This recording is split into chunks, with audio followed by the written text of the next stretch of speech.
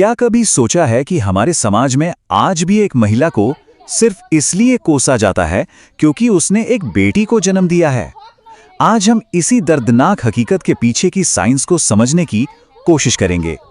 जरा एक ऐसे घर के बारे में सोचिए जहां एक नन्ही जान के आने की खुशी मातम में बदल जाती है, सिर्फ इसलिए क्योंकि वो एक बेटी है। ये कोई कहानी नहीं, ये आज भी हमारे समाज के कई घरों की एक कड़वी हकीकत है।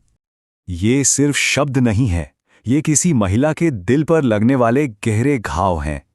एक ऐसा सवाल जिसका जवाब हमें साइंस में मिलता है। तो असल सवाल ये है कि क्या बच्चे का लिंग तय करने के लिए वाकई एक महिला जिम्मेदार है? चलिए विज्ञान की मदद से इस गुत्थी को सुलझाते हैं। तो चलिए अब भावनाओं को जरा साइड में रखते हैं और सीधे सीधे साइंस की दुनिया में चलते हैं। देखते हैं कि विज्ञान इस बारे में क्या कहता है। अच्छा, इसको समझने के लिए सबसे पहले हमें क्रोमोसोम्स को समझना होगा। ये आप कह सकते हैं कि हमारे शरीर के अंदर मौजूद छोटे छोटे धागे जैसे होते हैं जिनमें हमारी पूरी बायोलॉजिकल जानकारी छिपी होती है। मतलब हमारे बालों का रंग कैसा होगा, आंखों का रंग क्या होगा और हाँ, हमारा लिंग क्या होगा। और यहीं पे असली बात छिपी है। देखिए, महिलाओं में 2 X क्रोमोसोम होते हैं, यानी XX। वहीं पुरुषों में एक X और एक Y क्रोमोसोम होता है, यानी XY। बस यही छोटा सा फर्क यही सब कुछ तय करता है। तो होता क्या है, देखिए, मां से बच्चे को हमेशा एक X क्रोमोसोम ही मिलता है, हमेशा। लेकिन पिता से जो स्पर्म आता है उसमें या तो X क्रोमोसोम हो सकता है या फिर Y।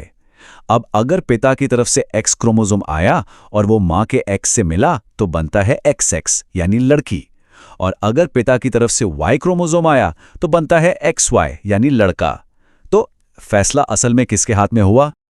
यानी साइंस बिल्कुल साफ साफ कहता है, बच्चे का लिंग क्या होगा ये पूरी तरह से पिता के क्रोमोसोम पर निर्भर करता है, मां पर नहीं। इसमें जरा भी शक की गुंजाइश नहीं है। तो अब जब हम ये वैज्ञानिक सच जान चुके हैं तो चलिए एक बार फिर से उसी घर में वापस चलते हैं जहां एक मां को बस इसलिए कोसा जा रहा था। जब सच इतना साफ है तो ये सवाल कितना चुभता है ना?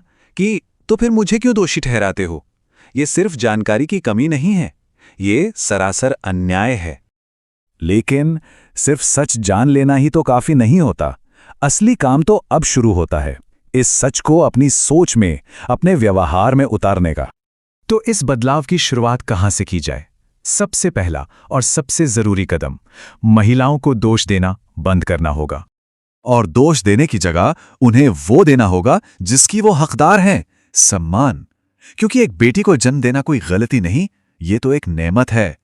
तो फिर आगे का रास्ता क्या है? हम सब मिलकर क्या कर सकते हैं? देखिए, हम इस दकियानूसी सोच को चुनौती दे सकते हैं। ये जो सही जानकारी है इसे अपने दोस्तों, अपने परिवार वालों तक पहुंचा सकते हैं और ये पक्का कर सकते हैं कि हमारे आसपास किसी भी महिला के साथ ऐसा जुल्म ना हो।